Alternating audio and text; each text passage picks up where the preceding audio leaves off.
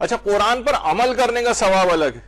یعنی اب کیا ہے, کبھی دیکھنے کا ثواب ہے, کبھی ساتھ رکھنے کا بھی ثواب ہے, فقط تلاوت کا بھی ثواب ہے.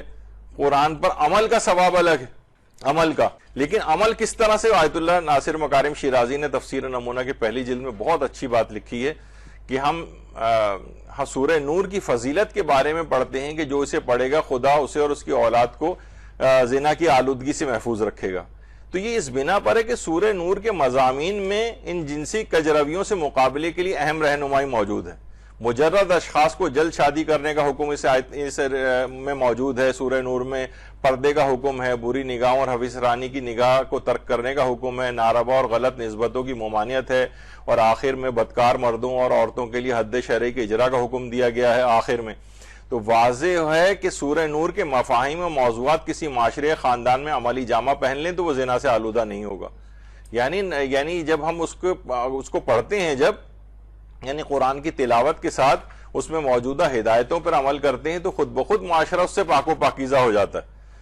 تو یعنی قرآن پر جس قدر عامل ہوتے جائیں گے اسی قدر معاشرہ پاک و پاکیزہ ہوتا چلا جائے گا. تو یہ بالکل ایک الگ چیز ہے.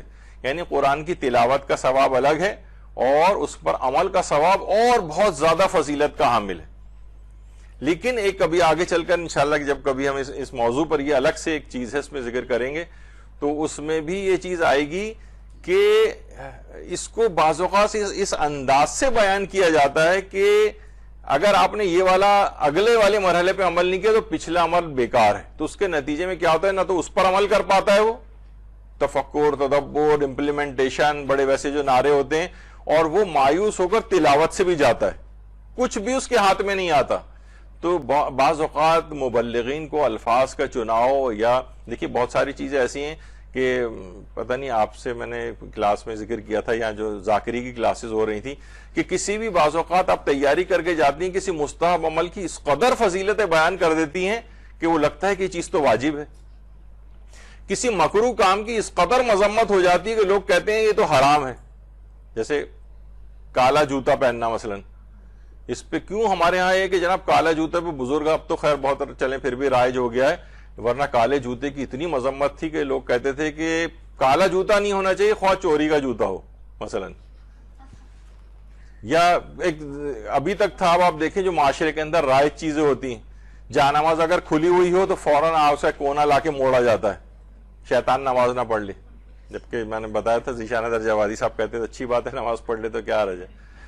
جتنی قوم ہماری وہی چپل کو, الٹی چپل کو سیدھا کرنے میں لگاتی ہے, اپنے آپ کو سیدھا کرنے میں اگر تھوڑی سی کوشش کر لے تو معاشرے میں کتنی تبدیلی ہو جائے. لیکن کہیں الٹی چپل آپ دیکھیں گے کبھی ہو ہی نہیں سکتا کہ لوگ وہاں سے گزر ہوں چپل کو سیدھا نہ کریں. تو بہرحال جو چیزیں بہت اس طرح سے رائج ہو جاتی ہیں معاشرے کے اندر, تو ایسی اتنی تبلیغ اس طرح سے نہیں کرنی چاہیے کہ جناب وہ پھر تو یعنی مستحب چیز کو بھی واجب سمجھ لیا جائے اور مکروہ چیز کو حرام کی طرح سے سمجھ لیا جائے.